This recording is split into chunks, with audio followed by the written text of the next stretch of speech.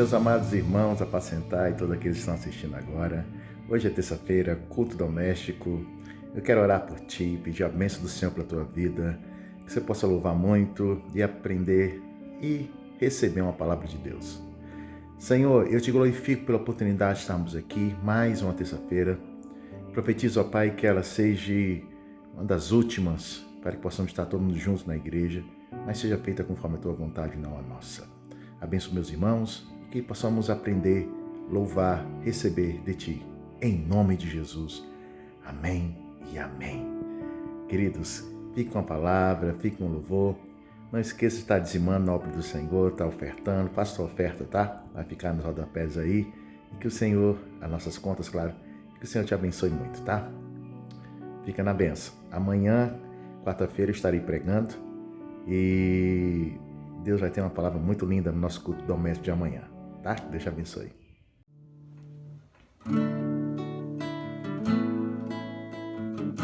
Deus, nós queremos colocar esse momento de adoração diante de Ti, Deus. Queremos derramar nossos corações, Deus, como uma oferta de amor em Teu altar, Pai. Dizer que Tu és tudo que nós precisamos, Pai. Tu és tudo que nós queremos, Deus.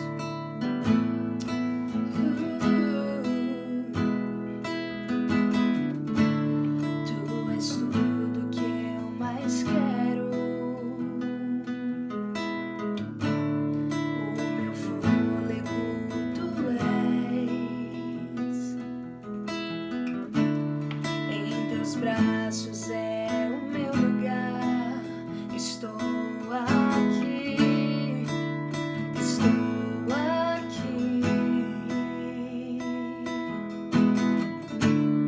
Pai, eu amo tua presença, teu sorriso és vida em mim, eu seguro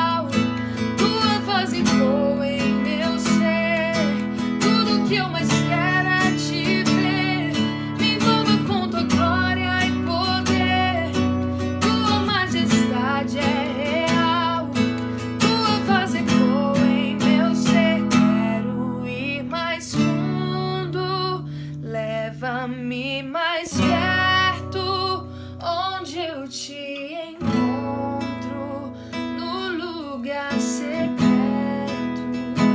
aos teus pés, pois a tua glória eu quero ver.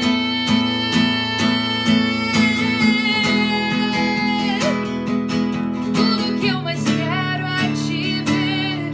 Me envolva com tua glória e poder, tua majestade.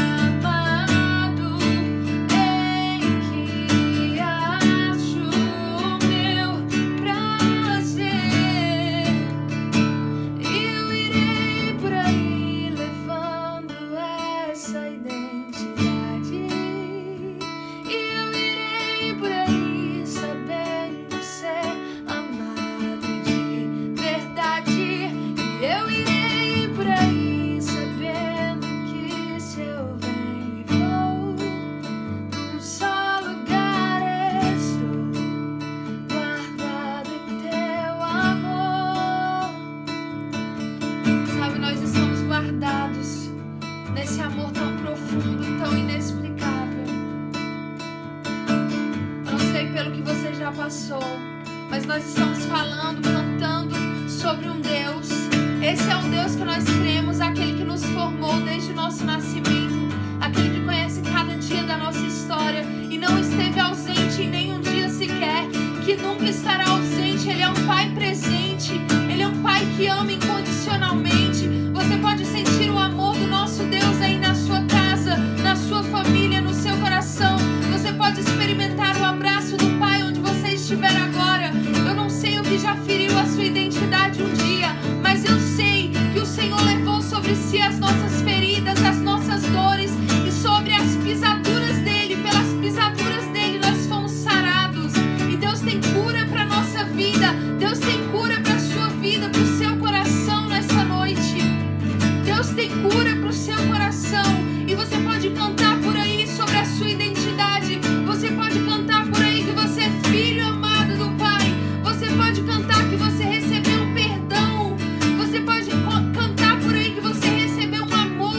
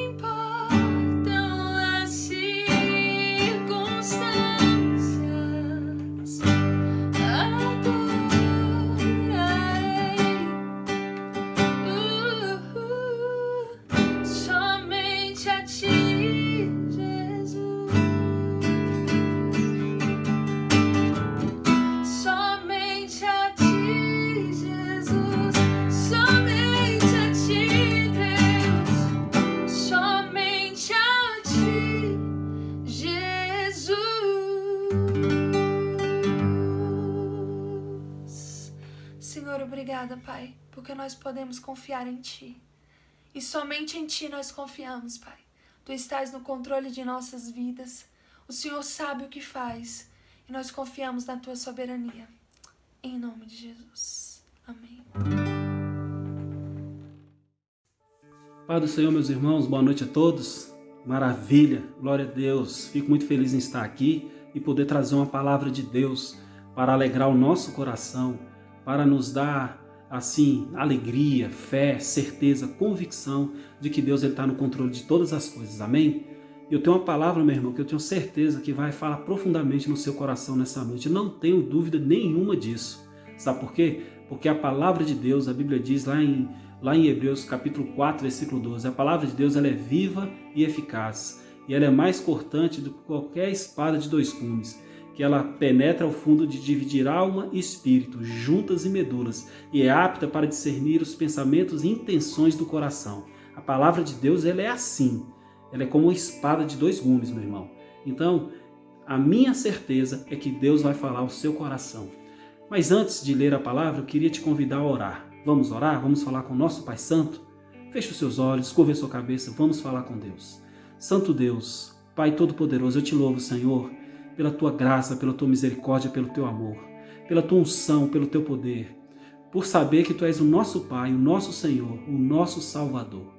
Deus, eu quero apresentar a Ti, Senhor, a vida de todos os meus irmãos que estão nas suas casas nesta noite e que separaram este momento, Senhor, diante de tantas atividades dentro da sua casa, diante de tantos programas que tem na televisão. Eles separaram este momento para ouvir a Tua palavra. E que o Senhor possa falar ao coração de cada um nessa noite, Pai. Que o Senhor possa abençoar a vida de cada um nessa noite. Que eles possam crescer um pouco mais na Tua presença, dentro daquilo que o Senhor quer falar aos seus corações na Sua palavra. Deus, cobre a vida do Teu povo contra todo e qualquer mal, Senhor. Nos livra de todo problema psicológico. Nos livra de todo trauma, nos livra, Senhor, de todo mal que pode acontecer nas nossas vidas, diante de tudo que está acontecendo. Blinda, Senhor, a nossa mente, blinda o nosso coração, blinda, Senhor, o Teu povo, Pai, em nome de Jesus. Assim eu oro, assim eu te peço, em nome de Jesus. Amém. Amém, meus amados. Hoje eu quero falar sobre um assunto muito sério, Senhor, meus irmãos. Um assunto que deveria ser falado nas igrejas com mais frequência. E este assunto, eu vou começar falando sobre este assunto te fazendo uma pergunta. E a pergunta é a seguinte: você tem certeza da sua salvação? Você realmente está salvo? Olhando para a tua vida, não olhando para a vida dos outros. Eu faço essa pergunta olhando também para a minha vida. Você tem certeza da sua salvação? Você realmente está salvo? Você concorda comigo que esse é um tema que deveria ser pregado mais nas igrejas? Porque nós falamos aquilo que nós achamos interessante. Nós falamos aquilo que nós gostamos de falar. O homem, ele é voltado para fazer aquilo que ele sente prazer, aquilo que ele gosta de fazer. E aquilo que ele sonha em ter. O homem é assim. Eu estou falando sobre esse tema porque esse é o tema de algo em que nós temos de mais precioso nas nossas vidas, que é a nossa salvação. Eu quero esclarecer hoje na sua cabeça que Jesus ele morreu na cruz não foi somente para te dar uma casa boa, um carro bom, para te dar uma família abençoada. Não foi somente para isso que Jesus morreu na cruz. O real motivo que fez Jesus morrer naquela cruz, padecer daquele jeito, ser morto de uma forma brutal, ser escarnecido, ser torturado de uma forma que nenhum ser humano na face dessa terra poderia suportar, tudo aquilo ele fez para te salvar, para me salvar. Então, isso é algo que eu tenho de mais precioso na minha vida. Por isso eu quero esclarecer isso para você. E outra coisa que eu quero que você entenda é que você não é salvo simplesmente pelo fato de você ir à igreja. Ir à igreja é um passo fundamental para a nossa salvação. Por quê? Porque lá na igreja, quando você vai a uma igreja que se pregue a palavra verdadeira, genuína, cristalina, a primeira coisa que você vai ouvir nessa igreja é em relação à salvação. É na igreja que você vai ouvir a palavra de Deus. Ou através de uma pessoa que está na igreja, que você vai ouvir a palavra de Deus, que você vai ouvir o plano da salvação. Mas o estar na igreja não quer dizer que você é salvo. Ser filho de pastor não quer dizer que você é salvo. Saber cantar os cânticos da igreja não quer dizer que você é salvo. Ser filhos de missionário não quer dizer que você é salvo. A salvação está muito além disso. Amém, queridos? Existem também aqueles que acham que são salvos porque sabem cantar cânticos.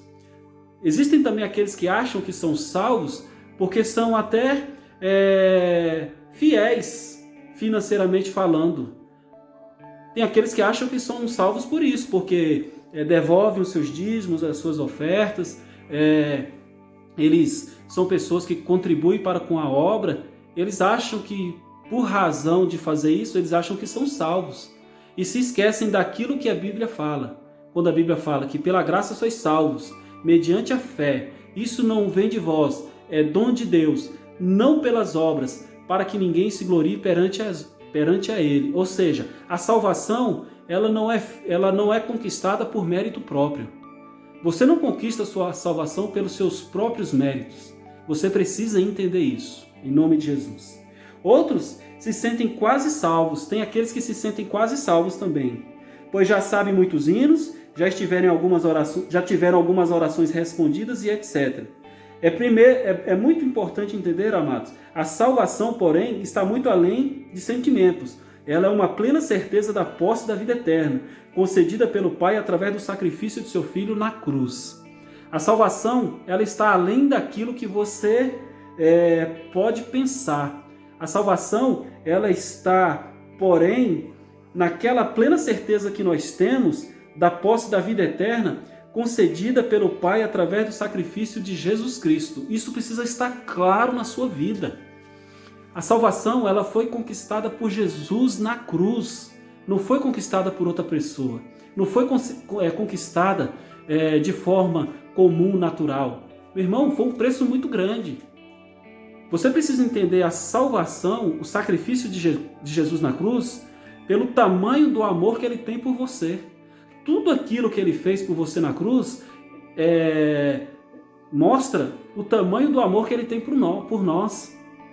Então, quando eu tenho esse entendimento e eu procuro viver uma vida em que eu honre o nome do Senhor, eu tenho tudo isso claro em meu coração. Jesus pagou um alto preço pela minha vida, ou seja, eu sou muito especial para Deus. Tu acha por que Satanás ele investe tanto em nossas vidas para nos fazer pecar? Porque é a única forma que o inimigo tem de nos tirar aquilo que nós temos de mais precioso, que é a nossa salvação. Por isso, ele investe em nossas vidas, através de pratos, ele investe em nossas vidas, sabendo que nós somos pessoas que fomos criadas por Deus para sentir prazer, e muitas vezes ele vai usar esses prazeres para nos tirar da presença de Deus, para nos fazer pecar. O homem ele gosta de fazer aquilo que ele sente prazer. E muitas vezes aquilo que nos dá prazer é coisas totalmente que nos tiram da presença de Deus. Às vezes ele vai usar o pecado, que é algo que faz o homem errar, que faz o homem se desviar da presença de Deus, para tirar do homem aquilo que ele tem de mais importante, que é a sua salvação. O inimigo ele não consegue atingir a Deus. Deus ele é inatingível, nada pode atingir a Deus.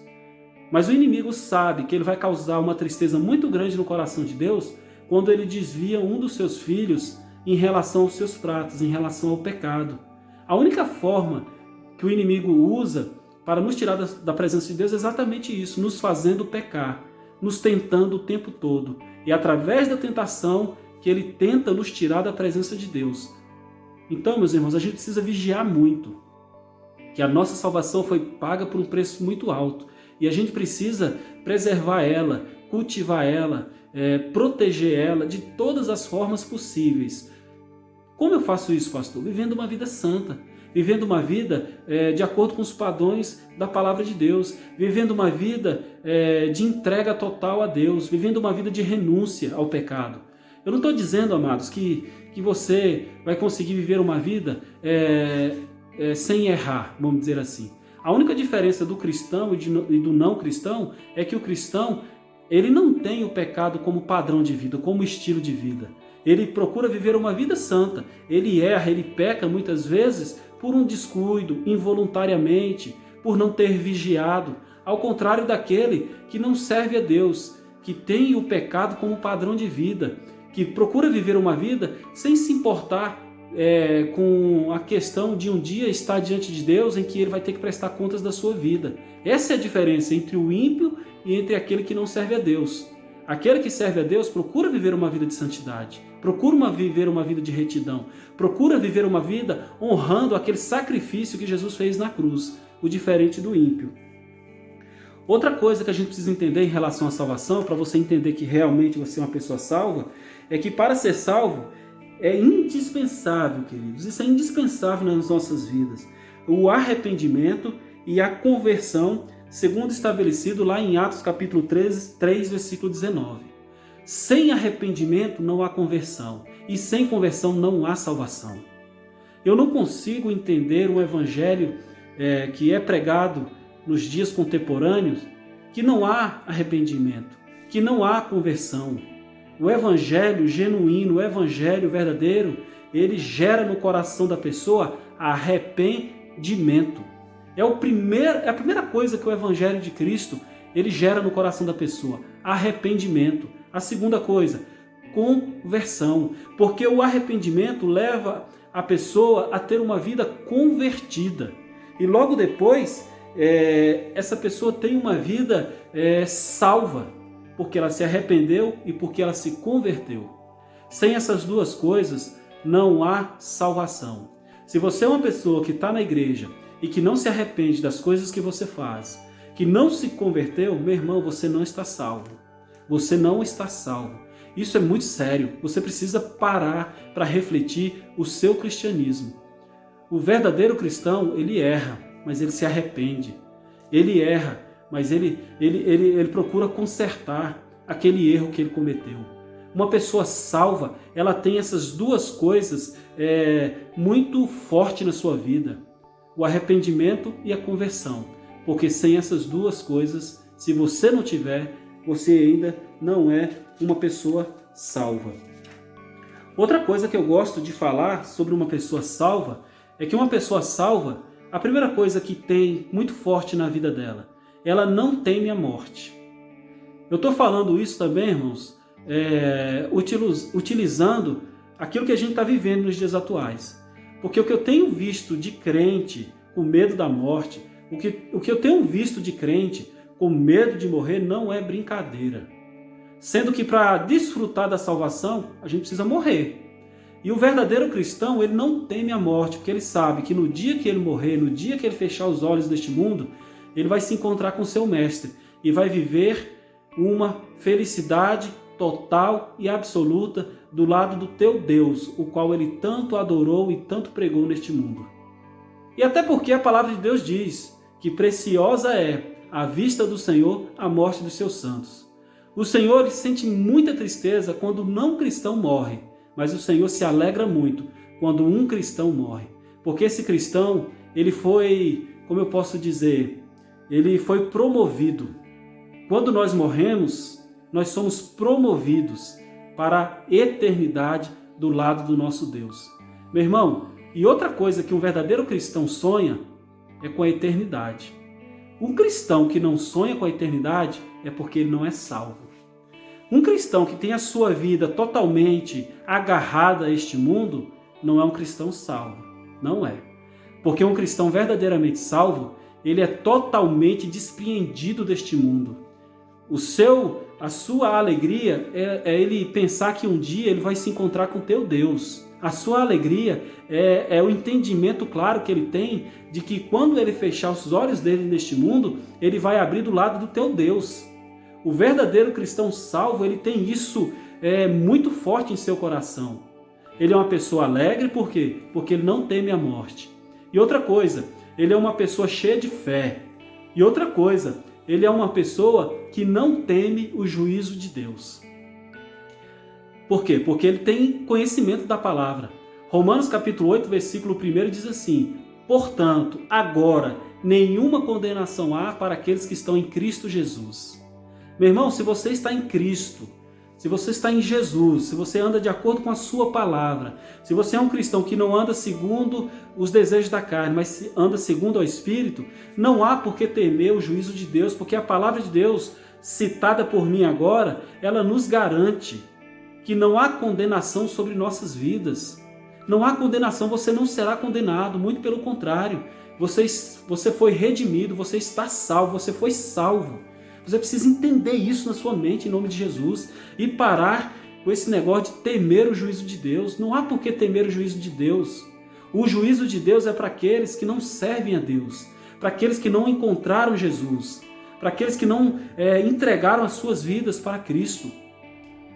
Compreende a pergunta no começo, em relação se você está salvo ou não? Porque quem está salvo efetivamente, quem tem essa certeza no seu coração, não teme a morte, não teme o juízo. E outra coisa, uma pessoa salva é uma pessoa alegre. É inadmissível. Eu entendo perfeitamente que o momento é um momento complicado que nós estamos vivendo, que é um momento de dificuldade, que é um momento de provação, vamos dizer assim, diante de tudo que está passando pelo mundo, não só o Brasil, mas todo mundo. Meu irmão, mas um crente que tem a certeza da salvação, ele consegue louvar a Deus em meio a essa pandemia. Ele consegue adorar a Deus em meio a essa pandemia. E eu quero aqui fazer um desabafo. Eu tenho acompanhado todas as atividades na igreja. E eu tenho me entristecido muito, sabe por quê? Porque eu tenho visto muito poucas pessoas assistirem os cultos, diante de tantas pessoas que vão à igreja. Era para ter mais gente assistindo os cultos da igreja. Era para ter mais gente ligada a tudo aquilo que a igreja está proporcionando para nós todos os dias. Todos os dias tem palavra. E eu quero aqui fazer um apelo para você, meu irmão. Não fique se intoxicando com a televisão. Porque o que tem passado na televisão só são notícias para arrematar a fé que existe no seu coração, para destruir a sua confiança, para acabar com a sua esperança. Tudo que a televisão tem mostrado nos dias atuais são notícias para você ficar totalmente angustiado, preocupado. Meus irmãos, procure, tome cuidado com aquilo que você tem visto e ouvido. Procure ouvir aquilo que a palavra de Deus nos mostra, nos ensina. A igreja está aberta hoje praticamente todos os dias. Todos os dias tem palavra, todos os dias tem ensinamentos, todos os dias tem um sermão de Deus para nos edificar na sua palavra. E um verdadeiro cristão, aquele que é salvo verdadeiramente, ele procura se alimentar de Deus, da sua palavra. Ele não procura se alimentar daquilo que o mundo oferece. Amém? Ele procura se alimentar de Deus, daquilo que Deus tem para nós em relação à sua poderosa palavra. Uma outra coisa que um verdadeiro salvo tem é que a pessoa salva, como eu falei, ela é cheia de alegria, cheia de esperança e cheia de fé. E outra coisa, ela não teme a morte. 2 fatos e eventos que não podem ser anulados. Todos os que nascem terão que morrer. Você compreendeu isso? Ou seja, tem aqueles que sonham com arrebatamento. Irmãos, eu quero te dizer 2 coisas muito sérias nessa noite. Se você não quer morrer ou se você sonha com arrebatamento. A primeira, em relação à morte. Se você morrer e não tiver de acordo com a palavra de Deus, você vai ficar. Melhor dizendo, pior ainda, você não vai ficar. Você já vai ter a sua sentença declarada. Você já vai para aquele lugar que ninguém quer ir e que eu não gosto nem de falar do nome. Mas eu preciso falar porque você precisa ter isso claro na sua vida, que no caso é o inferno. Outra coisa, se você sonha com arrebatamento, mas se Jesus vier arrebatar a sua igreja, vier buscar a sua igreja, e se você não tiver de acordo com a sua vontade, Jesus vai levar a sua igreja e você vai ficar. Aí vai ser duro para você, sabe por quê? Porque não vai ter o Espírito Santo, aí vai ser por sua conta. Ou seja, a melhor coisa que nós temos que fazer é estar na presença de Deus e descansar em relação ao arrebatamento ou em relação à nossa própria morte. Das duas, uma. Se você morrer e estiver em Deus, você vai para a glória. Se você estiver em Deus na hora do arrebatamento, Ele vai te levar. Ou seja, nenhum desses 2 fatores nos exime da responsabilidade de estarmos na presença de Deus. Você precisa estar na presença de Deus em relação à sua morte e também em relação ao arrebatamento. Por isso, eu volto a fazer essa pergunta. Você está realmente salvo? Você está realmente preparado?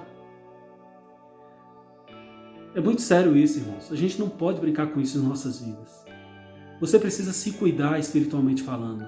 Você precisa se manter na brecha. Entenda que a sua salvação é algo mais precioso que você tem na sua vida. E quando eu tenho esse entendimento, eu cuido daquilo em que eu tenho a consciência de que é mais precioso na minha vida. Cuide da sua salvação. Sonhe com a vida eterna. Sonhe em estar do lado do teu Deus para toda a eternidade. Porque a proposta de Deus para nós em relação à salvação é nos livrar, meus irmãos, de todo mal. É nos livrar de uma vida de doença, nos livrar de uma vida de sacrifício, de nos livrar de uma vida de luta, de nos livrar de tudo aquilo que esse mundo tem para nós. Tem muita coisa boa neste mundo? Tem, eu não posso me negar a dizer isso, tem. E é por conta dessas muitas coisas boas que este mundo oferece que as pessoas muitas vezes se desvirtuam em relação a Deus. Mas quando nós temos a consciência da nossa salvação, nós entendemos que tudo isso que este mundo nos oferece é passageiro. Aquilo que Deus tem para nós é tão maravilhoso que na sua palavra está fora da nossa consciência humana entender o que Deus tem preparado para nós. A sua palavra diz que aquilo que Ele tem preparado para nós, a Bíblia diz, é aquilo que o olho não viu, é aquilo que o ouvido não ouviu, é aquilo que não desceu ao coração do homem, é aquilo que Ele tem preparado para nós. É algo tão maravilhoso, tão tremendo, meu irmão, que você não consegue nem imaginar, nem mensurar, está longe da capacidade humana pensar aquilo que Deus tem preparado para nós. Entenda uma coisa, amados. A Bíblia diz em 1 Coríntios, se nós esperarmos em Cristo só neste mundo, somos os mais miseráveis de todos os homens. Aqui Deus está falando para a igreja dele, para o povo dele, porque o povo dele, muitas vezes, fica muito preso às coisas deste mundo e esquece daquilo que Deus tem preparado para nós. Quando nós temos o entendimento da salvação, nós nos tornamos pregadores intensos do Evangelho de Deus, porque se você não quer ir para o inferno, você não quer que ninguém vá para o inferno. Então você é movido de um desejo de ir para o céu tão grande que você quer que as pessoas vão para o céu também. Meu irmão, vigie com a sua vida, cuide da sua salvação. A sua salvação, ela é uma responsabilidade sua. Pastor não te salva, teu pai não te salva, amigos não te salva. Você precisa aceitar Jesus como seu único e suficiente Salvador. Você precisa entregar sua vida a Ele e viver uma vida de acordo com a sua palavra para ser salvo. Cuidado com o evangelho da hipergraça, que diz que pode viver de qualquer maneira. Não é assim, meu irmão. Você precisa viver de acordo com a palavra de Deus. Jesus vai vir buscar uma igreja limpa, uma igreja sarada. Entenda uma coisa, Jesus ele é o teu noivo, você é noiva de Cristo. Você ainda não houve o casamento. Se um casamento ele pode ser desfeito de acordo com o adultério, imagine a nossa salvação em relação a Cristo, em relação a Ele ser o nosso noivo e nós sermos a sua noiva. O casamento ainda não foi efetivado. Esse casamento só vai ser efetivado quando você morrer ou quando Ele vier te buscar. Mas para que este casamento seja efetivado, Jesus está esperando uma noiva pura, uma noiva santa, uma noiva limpa, noiva do Senhor, que somos nós. Vamos nos santificar a cada dia para o nosso Deus, amém? Eu espero que essa palavra tenha falado ao teu coração. E finalizando essa palavra, eu quero orar, eu quero clamar a Deus pela tua vida, meu irmão, pela minha vida, para que diante de tudo que nós estamos vivendo, nós venhamos cuidar daquilo que nós temos de mais importante, que é a nossa salvação, amém? Se você ainda não aceitou Jesus como seu único e suficiente Salvador e quer fazer isso aí na sua casa, eu te convido, meu irmão, aí na sua casa, você dobrar os seus joelhos e aceitá-lo como seu único e suficiente Salvador. E procurar viver uma vida de acordo com os seus princípios, de acordo com a sua palavra. Amém? Ore comigo em nome de Jesus. Pai Santo, Pai querido, depois dessa palavra tão maravilhosa, depois de entender, Pai, que a tua salvação é algo que o Senhor fez para nós e em que só o Senhor teria condições de fazer, nenhum outro homem poderia fazer. Porque só o Senhor é santo, só o Senhor é puro, só o Senhor é limpo, mais ninguém, Pai. Eu quero colocar diante do Senhor a vida do meu irmão que está na sua casa e que neste momento está fazendo essa confissão. Pai, salve essa pessoa. Espírito Santo, dê forças a ela para que ela venha viver uma vida de acordo com essa declaração que ela acaba de fazer na sua casa. Santifique ela agora, Senhor. Restaure o seu coração, transforme a sua vida, que ela tenha prazer de te servir, que ela tenha prazer de te buscar, Senhor. Dê a ela, meu Pai, a alegria da salvação, algo que só o Teu Espírito Santo pode nos dar, Senhor. Abençoe, meu Deus, a vida dos meus irmãos na sua casa. Abençoe suas famílias. Nos livra de todo e qualquer mal, Senhor. Nos proteja do pânico psicológico. Nos proteja do caos que a mídia tem tentado trazer a nossas casas. Nos proteja, meu Pai, da destruição, da fome, da miséria. Mas, Deus, não nos deixe, meu Deus, cair e esquecer daquilo que nós temos de mais precioso, que é aquilo que o Senhor fez na cruz do Calvário para nos dar, que é a nossa salvação. Oh Deus, eu te agradeço por tudo. Te agradeço por este privilégio. Em nome de Jesus, amém e amém. Que Deus possa te abençoar nessa noite, meu irmão. Fique em paz e medite nessa palavra. Em nome de Jesus, amém.